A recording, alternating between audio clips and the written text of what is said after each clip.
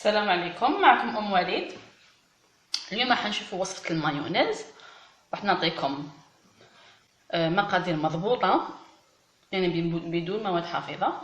راح نحتاجوا 250 ملل زيت، 250 ملل زيت، بيضه، مغرف كبيره تاع الخل، الملح، مغرف صغيره تاع الموترد. راح نعاود لك: 250 ملل زيت، بيضه، ملح، مغرف كبيره تاع خل، ومغرف صغيره تاع لاموتارد. نبداو على بركه الله. اذا نديروا المقادير كلها مع بعض. اذا الزيت ندير فوقها مغرف تاع خل، راح نزيدو مغرف صغيره تاع لاموتارد،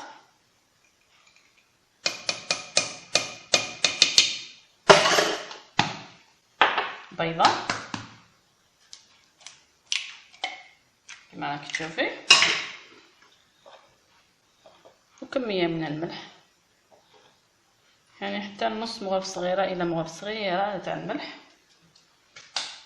ونخلطوه بالميكسور، الميكسور تاع البرا، ولازم لك هذا الطاس تاع الميكسور باش تنجح لك الكيفيه.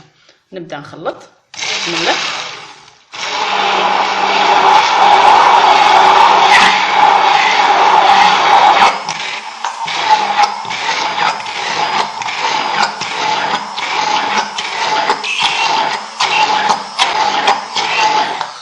ها هي وجدت معايا المايونيز، يعني والله غير ثواني فقط شاهدتي بنفسك.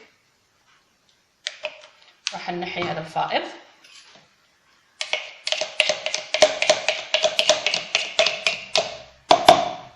يعني التحضير تاعها كامل ما يديش منك 2 دقائق.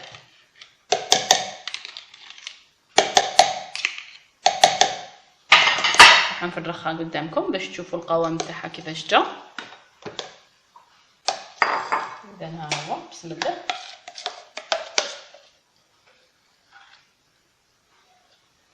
شوفي اختي،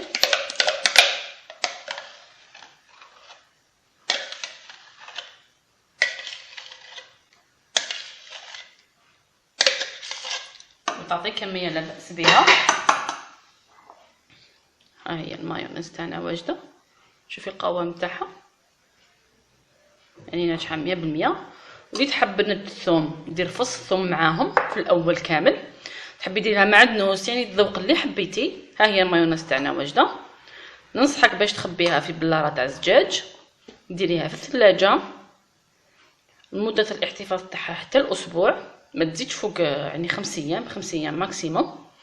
وان شاء الله تعجبك هذه الوصفه تاع اليوم. إذا عجبتك الوصفة تاع اليوم ديروا لي جيم لا فيديو، اشتركوا في قناتي حتى يصلكم الجديد، وإلى الملتقى بإذن الله.